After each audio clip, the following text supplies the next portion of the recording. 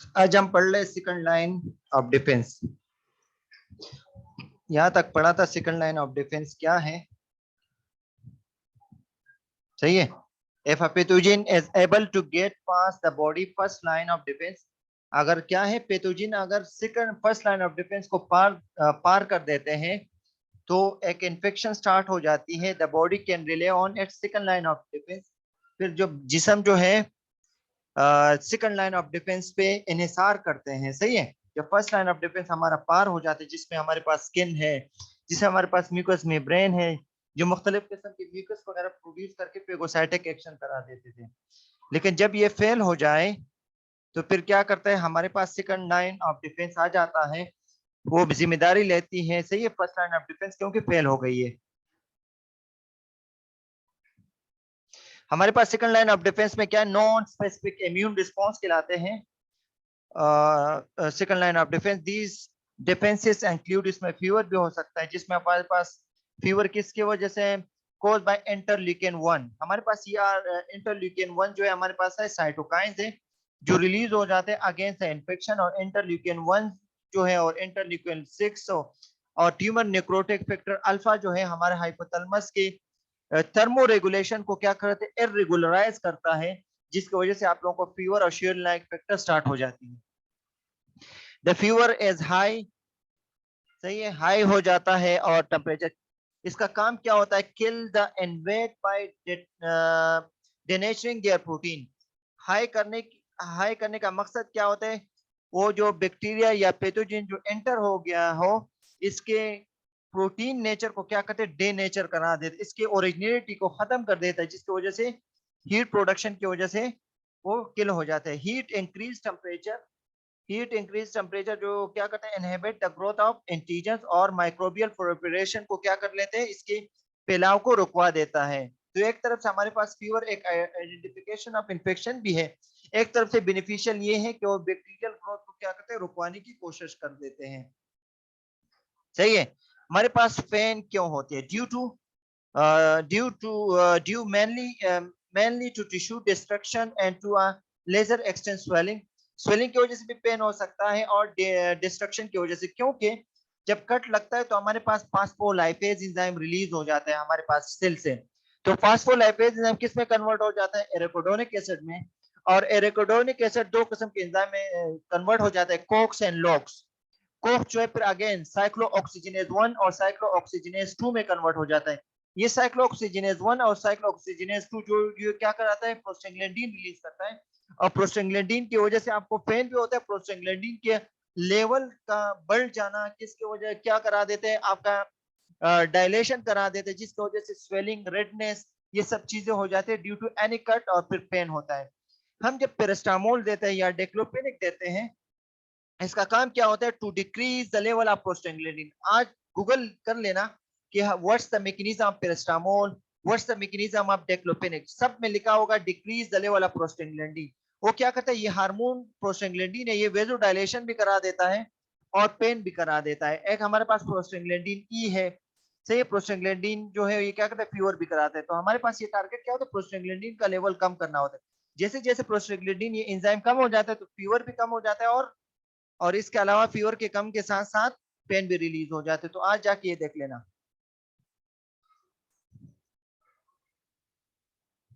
Next slide. फिर हमारे पास inflammation है। मैंने आप लोगों को इन्फ्लेमेशन का बताया कि ये क्या परमेबिलिटी बढ़ाते हैं प्रोस्टाग्लैंडिन, जिसकी वजह से स्वेलिंग होती है। डैमेज टिश्यू रिलीज हिस्टामिन, एक तरफ से दूसरा चीज है कि डैमेज टिश्यू की वजह से हिस्टामिन भी रिलीज होती है। और हिस्टामिन जो है वो क्या करते हैं, लिकोसाइड से रिलीज होते हैं, इन्फ्लेमेशन कोज। इस इन्फ्लेमेशन की वजह से रेडनेस होती है। रेडनेस क्यों जो हो जाती है, due to the capillary dilatation की वजह से, resulting in increase blood flow. और इंक्रीज ब्लड फ्लो भी हो जाते हैं due to the capillary dilatation की वजह से। Histamine cause capillary to leak, histamine की वजह से कैपिलरी जो है लीक आउट हो जाता है, जिसकी वजह से लीकेज ऑफ पेगोसाइटोस, पेगोसाइट्स वगैरह ये लीकेज हो जाते हैं। पेगोसाइट सेल क्या करते हैं, ईटिंग सेल को हम पेगोसाइट सेल कहते हैं। और इसके अलावा हिस्टामिन जो है वो कैपिलरी को लीक आउट कर देता है, और इस लीकिंग आउट की वजह से क्या करते हैं, क्लोटिंग फैक्टर जो है वो लीक आउट हो जाते हैं इनटू द वोन। और पेगोसाइट जो है ये क्या करता है, व्हाट आर द पेगोसाइट फंक्शन, ये बैक्टीरियल और डीट सेल और सेलुलर डेब्रिस को क्या कर देते हैं, हीट अप करने के यानी इंगल्प कर लेते हैं। जबकि प्लेटलेट्स जो है आपने देखा हो कि हमारे जिस्म में प्लेटलेट्स जो है वो पाए जाते हैं, लेकिन ये इनएक्टिव फॉर्म में होते हैं। लेकिन ये इसको एक्टिवेट कौन करता है, जब जब कोई इंजरी हो जाए, जब कोई कट लग जाता है, तो हमारे पास प्लेटलेट्स एडहीजन हो जाता है, प्लेटलेट्स आर एक्टिवेटेड और प्लेटलेट्स एग्रीगेशन भी स्टार्ट हो जाती है। हम जब डिस्प्रिन या एस्पिरिन देते हो क्या कहते हैं, anti platelets aggregation, mean platelets की एक्टिविटी को क्या कर लेते हैं, कम कर लेते, जिसकी वजह से हमारा ब्लीडिंग क्या हो जाती है, ब्लीडिंग हमारे पास यानी क्लोटिंग बनने के चांसेस क्या हो जाते हैं, कम हो जाते हैं। सही है। Platelets move out of the capillary to seal the wound area. Platelets जो है जहां पर कट लगा हुआ होता है, जब प्लेटलेट्स एक्टिवेट हो जाते हैं, पहले प्लेटलेट्स एडिशन हो जाता है, फिर प्लेटलेट्स एग्रीगेशन होती है, फिर प्लेटलेट्स एग्रीगेशन के बाद हमारे पास फैक्टर्स है, 13 फैक्टर्स है, जिसको हम ब्लड क्लोटिंग फैक्टर्स कहते हैं। एक फैक्टर दूसरे फैक्टर्स को एक्टिवेट करता है और इसको फास्फोराइलेट कौन करता है, विटामिन के कर देते हैं। यानी ये सब एक साथ होता है, जिसकी वजह से एक सील बनता है और वुंड एरिया पर एक सील बन के ब्लड को क्लोट कर लेता है। ये ऑटोमेटिक मैकेनिज्म होता रहता है। स्वेलिंग क्यों होती है, swelling due to the passage of plasma, swelling क्यों, due to the passage of plasma from the blood stream into the damage tissue तक चला जाता है, इसकी वजह से हमें स्वेलिंग होती है।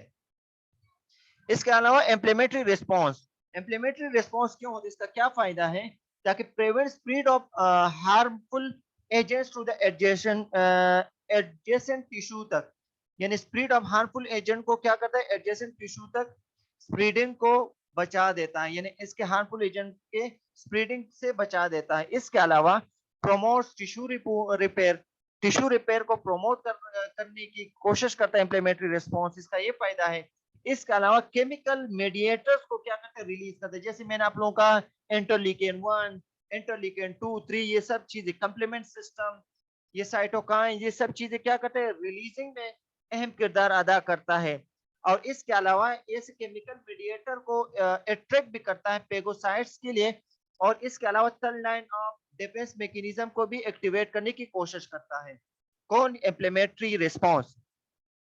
इसके अलावा पेगोसाइट्स क्या है, व्हाट आर पेगोसाइट्स, जो हमारे पास एंगल पैथोजेंस, पेगोसाइट्स हमारे पास ऐसे सेल्स होते हैं जो डैमेज टिश्यू से निकल जाते हैं, जिसका काम क्या होता है, यानी जहरीला या बैक्टीरिया को क्या करते थे, इंगल्प करने की, ईट अप करने की कोशिश करेंगे। पेगोसाइटोसिस किसे कहते हैं, पेगोसाइटोसिस जो है हमारे पास मैक्रोपेज के जरिए होता है। व्हाट आर मैक्रोपेज, मैक्रोपेज हमारे पास वो है क्या है, phagocytic cell found in the liver, हमारे पास कहां पर पाए जाते हैं, ये मैक्रोफेज जो है as a type of phagocytic cells हैं, जो हमारे पास लिवर, स्प्लीन, ब्रेन और लंग में पाए जाते हैं। यानी travel to all area of the body, ये सब एरिया में ट्रेवल कर देते हैं। और इसके अलावा इसका काम क्या होता है, पैथोजन को ढूंढ ढूंढ के क्या कर लेते हैं, इसको इंगल्प करने की कोशिश करते हैं, जहां जहां पर क्या हो, पैथोजन हो। पेगोसाइटोसिस किसे कहते हैं, मैक्रोपेज और neutrophil, these are the phagocytes, जिसका काम क्या होता है, to the sides of inflammation की तरफ माइग्रेट कर लेते हैं। और पेगोसाइटोसिस जो है हमारे पास कितने फेसेस में होते हैं, 5 फेसेस में होते हैं। पेगोसाइटोसिस 5 फेसेस में होते हैं। केमोटेक्सिस होती है, एडहेरेंस होती है, और इंजेशन होती है, डाइजेशन होती है, और किलिंग होती है। ये कैसे होते हैं 5 फेसेस, देखो हमारे पास जब पेगोसाइटोसिस होते हैं, सबसे पहले केमोटेक्सिस होती है। केमोटेक्सिस का मतलब ये है केमिकल को अपनी तरफ क्या कर लेते हैं, एक्ट्रैक्ट कर लेते हैं। देखो आप लोग को नजर आ रहा होगा, सबसे पहले माइक्रोब्स ऑफ द पार्टिकल्स क्या हो गए, आ गया, और यहाँ पर कौन सा एक्शन हो गया, केमोटेक्टिक एजेंट होती है। हमारे पास पेगोसाइटिक जो है सबसे पहले कौन आ जाता है, नेट्रोफिल आ जाते हैं। नेट्रोफिल जो है इसके जो फ्लो ऑफ वेलोसिटी और फ्लो रेट क्या है, बहुत तेज होता है। इसके अलावा केमोटेक्टिक एक्टिविटी जो है as compare to the other cell जो है इसमें ज्यादा होते हैं। तो सबसे पहले पेगोसाइटिक एक्शन जो है नेट्रोफिल करते हैं। तो for example this is the neutrophil cell, neutrophil cell की तरफ अट्रैक्ट हो गया कौन, बैक्टीरिया, और बैक्टीरिया जो है वहां पर क्या एडहेरेंस कराएगा, यानी injection of microbe by phagocytosis. Injection कैसे होगा, सबसे पहले फर्स्ट पॉइंट में केमोटेक्सिस की वजह से, अट्रैक्शन की वजह से वो आ गया, फिर इसको injection of microbe by phagocytosis, ये इंजेक्शन हो गई। तीसरा पॉइंट क्या है, फॉर्मेशन ऑफ पेगोसोम्स। यहाँ पर क्या होगा, पेगोसोम्स का मतलब ये एक वेसिकल एक्टेला बना देता है सेल, यानी न्यूट्रोफिल सेल हो या दूसरा सेल हो, वो क्या कर, न्यूट्रोफिल्स हो या मैक्रोफेजेस सेल हो, वो क्या करेगा, पेगोसाइटिक वेसिकल बनाएगा। तीसरे स्टेप में एक तेला बनाएगा। इस तेले में किसको एंटर करेगा, इस तेले में किसको एंटर करेगा, बंद करेगा, बैक्टीरिया या किसी भी एंटीजन को, किसी भी पैथोजन को। चौथा पॉइंट क्या है, fusion of the phagosome with the lysosome to form a phagolysosome. ये क्या करते हैं, पेगोसोम को लाइसोसोम के साथ, लाइसोसोम अनदर ऑर्गेनल सेल है, organ of the cell is called organelle, सही है। तो पेगोसोम को लाइसोसोम के साथ अटैच कर लेते हैं, लाइसोसोम आप लोगों को नजर आ रहा है, इसके साथ अटैच कर लेते हैं, इसको फिर हम क्या कहते हैं, पेगोलाइसोसोम कहते हैं। पांचवा पॉइंट क्या होता है, पांचवा point,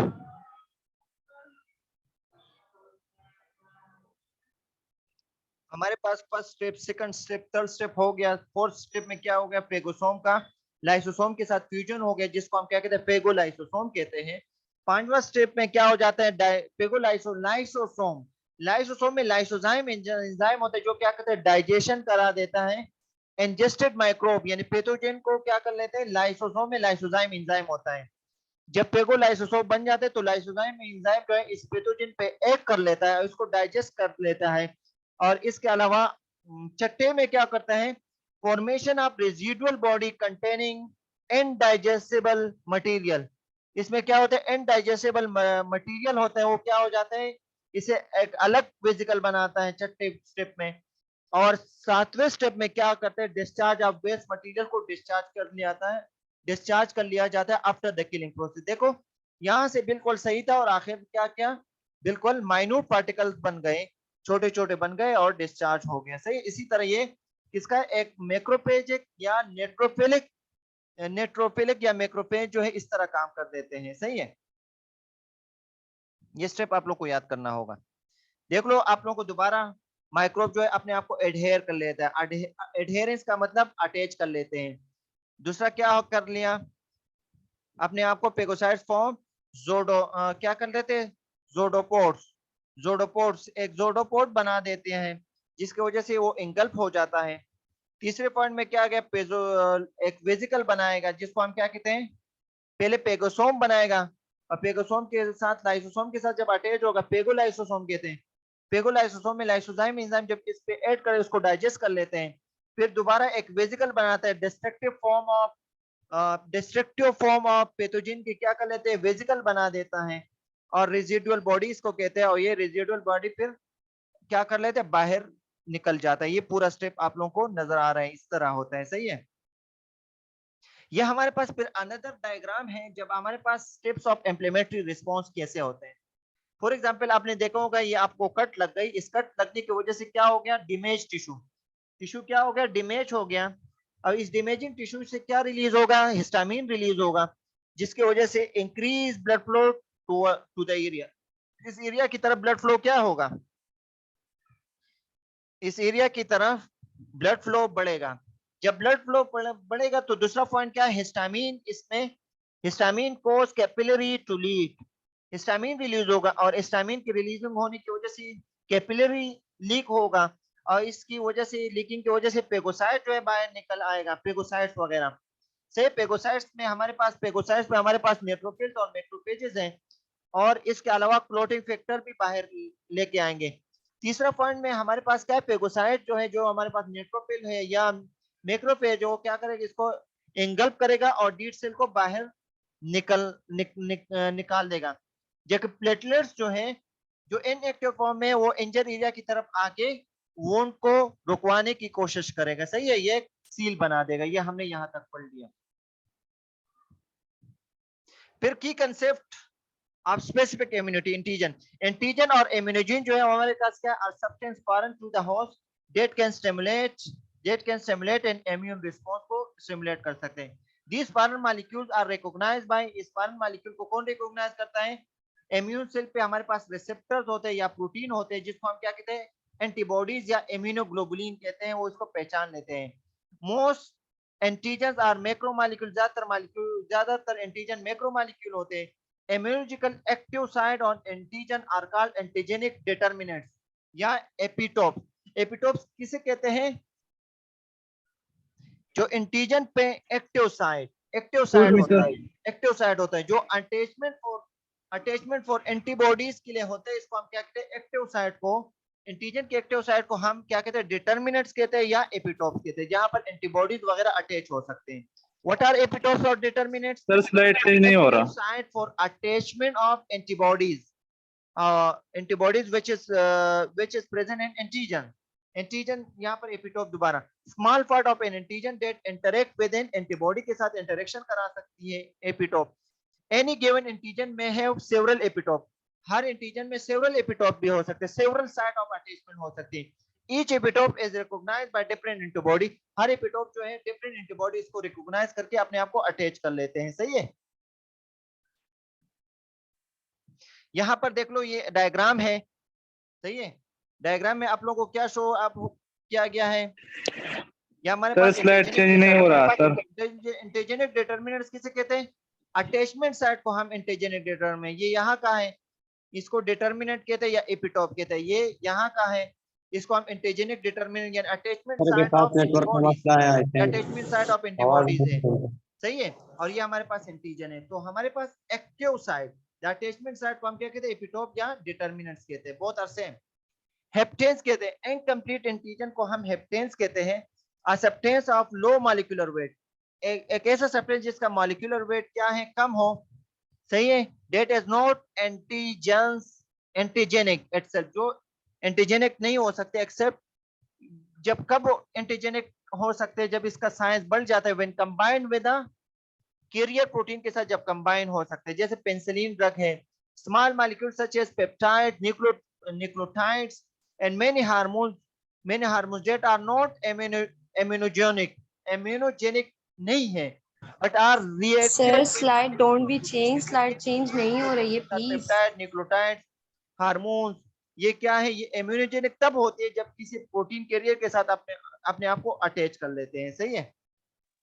how do B cell produce antibodies?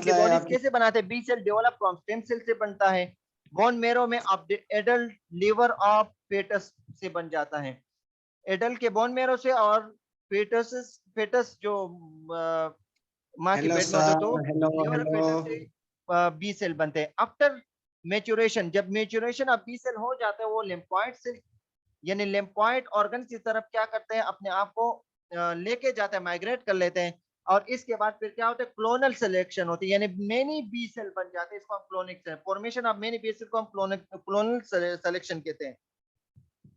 When a B cell encounters an antigen, it is stimulated and divided into many colons, बहुत सी कॉलोनी बनती है, called प्लाज्मा सेल कहते हैं। सही है, और which actively secrete, और जो एक्टिवली, ये प्लाज्मा सेल एक्टिवली क्या सिक्रीट करते हैं? एंटीबॉडीज सिक्रीट करते हैं। Each B cell produces antibodies, हर सेल जो है, हर बी सेल जो है एंटीबॉडीज प्रोड्यूस कर सकते हैं, और एंटीजेनिक डिटरमिनेंट के साथ अपने आप को अटैच कर ले, जो हमने पढ़ लिया है। डिटरमिनेंट क्या है देख लो। सबसे पहले बी सेल एक्टिवेट हो गया, बी सेल के साथ किसने बाइंड किया? Antigen binding to a receptor on a specific B lymphocyte cell. सही है, ये हमारे पास क्या है? ये एंटीबॉडीज है, जो वाई शेप है, ये एंटीबॉडीज है। ये हमारे पास क्या है? This is the B cell है। तो बी लिम्फोसाइट के साथ अपने आप को अटैच कर लिया। सही है, non complementary receptor remain inactive है। सही है, और फिर इसके बाद क्या हो गया? ये क्लोनल, ये क्या है? सिक्रेटेड एंटीबॉडी, ये प्लाज्मा सेल है, यानी बी सेल से जब मेनी बी सेल बनते हैं, इसको हम क्या कहते हैं? प्लाज्मा सेल कहते हैं। और प्लाज्मा सेल जो है मेनी बी सेल फिर क्या करते हैं? ये एंटीबॉडी जो है सिक्रीट कर लेते हैं, सही, रिलीज कर देते हैं। देखो, इसको हम क्लोनल सिलेक्शन कहते हैं, clonal selection, this is the clonal selection. सही है, ये कॉलोनीज बन गई और बहुत से एंटीबॉडीज रिलीज हो गई। हमारे पास 5 मेन क्लासेस ऑफ इम्यूनोग्लोबुलिन है। वो कौन कौन? How many classes of immunoglobulin? 5 classes. सबसे पहले आईजे इम्यूनोग्लोबुलिन ए, जो 5 to 10% सीरम एंटीबॉडीज में पाए जाते हैं। Most common and fluid like सलीवा में, टीयर्स में और ब्रेस्ट मिल्क में हमारे पास IgA होता है। और इसका काम क्या है बच्चों में? helps keep baby safe while it develops its own immune system। कुछ वक्त तक के लिए ये बेबी में पाए सर जाते स्लाइड हैं, चेंज नहीं हो रहा। 6 मंथ तक पाए जाते हैं। इसका काम क्या होता है? इसको इम्यून, इस बच्चों का तो डेवलप नहीं होते, तो एज इम्यून की तरफ तौर पे काम कर देते हैं। सही है, ओके।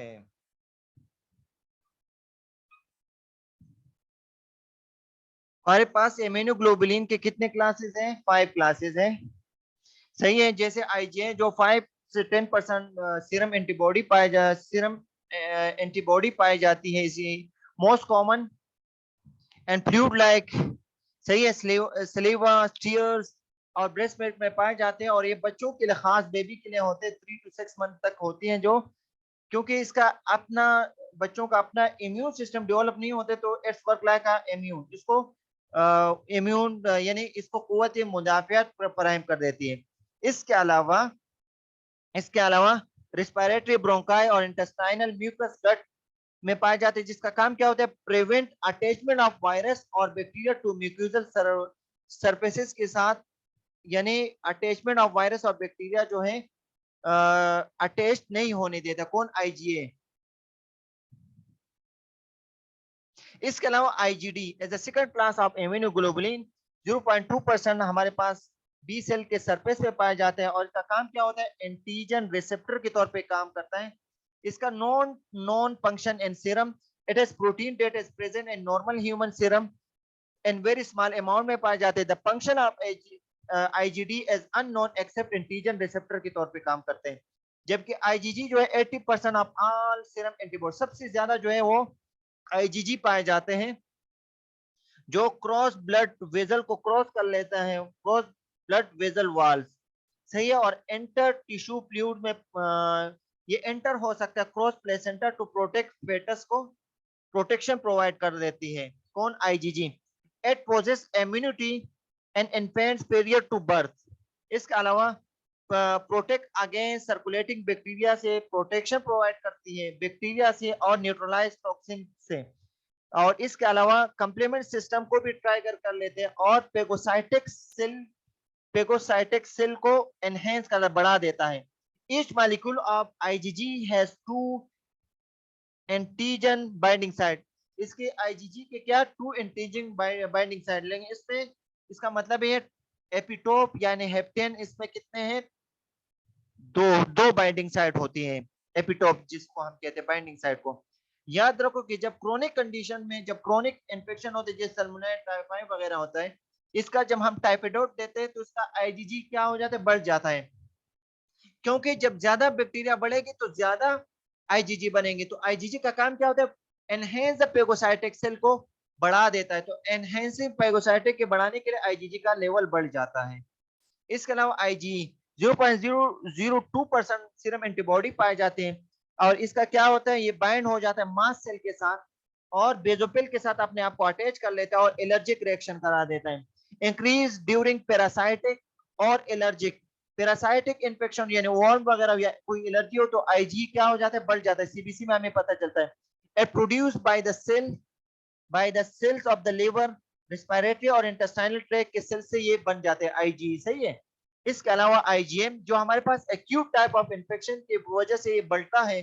सही है, हमारे पास टाइफाइड में 2 IgG और IgM शो होता है। अगर पेशेंट को एक्यूट टाइप ऑफ इंफेक्शन हो तो IgM पॉजिटिव होता है। अगर पेशेंट को IgG पॉजिटिव तो इसका मतलब क्रोनिक इंफेक्शन है। अगर पेशेंट का IgM और IgG दोनों पॉजिटिव तो इसका मतलब है ये भी एक्यूट टाइप ऑफ इंफेक्शन को शो कर लेते हैं।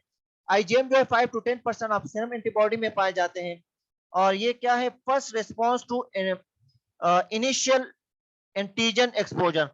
मैंने आपको यही कहा कि एक्यूट टाइप, तो एक्यूट का मतलब ये है कि फर्स्ट रिस्पॉन्स, जब भी कोई first time of antigen enter हो जाता है, जब भी हम क्या कर लेते हैं? टेस्ट कर लेते हैं, तो हमें क्या क्या शो होगा? IgM पॉजिटिव शो होगा। तो इसका मतलब एक्यूट टाइप इंफेक्शन है। Valuable in diagnosis because it is early to response. ये अर्ली टेस्ट में ये हमें डायग्नोस यानी पता चलता है। लार्जर देन आईजीजी से ये क्या हो जाता, क्या है, बड़ा है। और इसका बाइंडिंग साइट कितना है, इसके बाइंडिंग साइट कितने, 10 बाइंडिंग साइट्स होते हैं यानी एपिटोप। हमारे पास फिर है थर्ड लाइन ऑफ डिफेंस है, it's response to antigen specific means differentiate pathogen. Third line of defence consist of humoral और सेल मेडिएटेड इम्यून रिस्पांस। हमारे पास थर्ड लाइन ऑफ डिफेंस के दो टाइप होते हैं, ह्यूमरल और सेल मेडिएटेड इम्यून रिस्पांस को कहते हैं। They fight of pathogen and provide long term immunity के इम्यूनिटी क्या कर लेती है, प्रोवाइड करती है by keeping record of the antigen into its memory. इसके अलावा secondary response is thus relatively rapid and stronger than the primary response. ये हमारे पास देखो इम्यूनिटी है, इम्यूनिटी के कितने, एक innate immunity, innate immunity जो है हमारे पास जेनेटिक फैक्टर जो इनबोर्न होती है, सही है। हमारे पास एक्वायर्ड इम्यूनिटी की फिर दो टाइप्स है, एक्टिव इम्यूनिटी, पैसिव इम्यूनिटी। फिर एक्टिव इम्यूनिटी में भी दो टाइप्स होते हैं, नेचुरल इम्यूनिटी जो आपका नेचुरल होती है, जैसे आईजीए जो है नेचुरल इम्यूनिटी में आ जाती है, सही है। आईजीएम आईजीजी ये हमारे पास क्या है, नेचुरल इम्यूनिटी। आर्टिफिशियल इम्यूनिटी वो इम्यूनिटी होती है जिसकी वजह से हम इम्यूनाइजेशन करते हैं। जैसे एक्टिव इम्यूनिटी, मैंने पोलियो वैक्सीनेशन करा देता हूँ या कोविड वैक्सीनेशन करा देता हूँ, ये क्या है, आर्टिफिशियल इम्यूनाइजेशन है, आर्टिफिशियल एक्टिव इम्यूनिटी है। क्योंकि एक्टिव इम्यूनिटी है, मैं एंटीजन को कोविड के एंटीजन को प्रेजेंट करता हूँ, पोलियो के एंटीजन को प्रेजेंट करके इसके खिलाफ एंटीबॉडीज आपका जिस्म खुद ब खुद बनाता है, इसलिए हम इसको आर्टिफिशियल इम्यूनाइजेशन या आर्टिफिशियल एक्टिव इम्यूनाइजेशन कहते हैं। जबकि पीसीओ रेडीमेड एंटीबॉडीज इसके कहते हैं, पीसीओ इसलिए कहते हैं कि इसमें जिस्म को कुछ नहीं करना पड़ता है। और ये पीसीओ इम्यूनिटी हम तब देते हैं जब पेशेंट को कुछ बीमारी लायक हो जाता हुआ हो। ये natural maternal antibody, maternal antibodies में हमारे पास कौन से, आईजीए है, आईजीजी आईजीएम, ये हमारे पास जो पेटस को क्रॉस प्लेसेंटा क्रॉस कर लेता है, इसको हम नेचुरल मैटरनल एंटीबॉडीज कहते हैं। जबकि आर्टिफिशियल एंटीबॉडी जो है, जो हमारे पास क्या है, अदर सोर्स है, जो हमारे पास अदर सोर्स का फार्माकोलॉजिकल थेरेपी जो है वो हमारे पास आर्टिफिशियल एंटीबॉडीज हम एग्जांपल के तौर पे बता सकते हैं, सही है। ये डिफेंस मैकेनिज्म है, इस स्लाइड को खास तौर पे देख लेना, ये पूरा निचोड़ है यहाँ पे। डिफेंस मैकेनिज्म, इम्यूनिटी, इम्यूनिटी के कितने टाइप्स है, दो टाइप्स है, स्पेसिफिक है, नॉन स्पेसिफिक है। स्पेसिफिक के हमारे पास कितने टाइप्स है, दो है, सेल मेडिएटेड या टी लिम्फोसाइट, दूसरा है हेम्यूरल इम्यूनिटी बी लिम्फोसाइट, सही है। फिर हमारे पास नॉन स्पेसिफिक जो है एंटीबॉडी प्रोडक्शन फॉलोइंग इम्यूनाइजेशन, जिसमें हमारे पास एंटीबॉडीज बन जाती है, जिसको हम क्या कहते हैं, नॉन स्पेसिफिक को हम दूसरा नाम देते हैं एक्वायर्ड इम्यूनिटी। एक्वायर्ड इम्यूनिटी की फिर अगेन दो टाइप्स है, एक्टिव इम्यूनिटी, पैसिव इम्यूनिटी।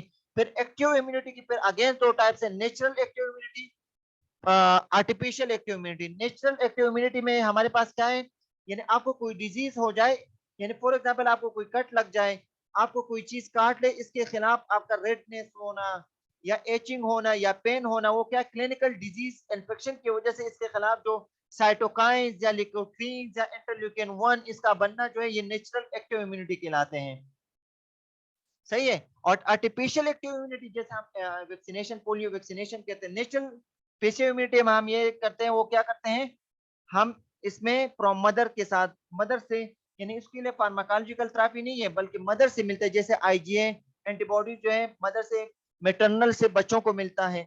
इसका आर्टिफिशियल इम्यूनोलॉजिकल जो है बेसलाइन, जैसे हमारे पास सीरम विद एंटीबॉडी जो है, हम क्या करते हैं, एंटीबॉडीज कंटेनिंग इम्यूनाइजेशन करते हैं, वैक्सीनेशन देते हैं, जो हम बीमारी की बात कर देते हैं, उसको हम क्या कहते हैं, आर्टिफिशियल पैसिव इम्यूनिटी कहते हैं, सही है। इसके साथ ही आप लोगों का क्लास डिसमिस, और thank you for joining two all, सही है।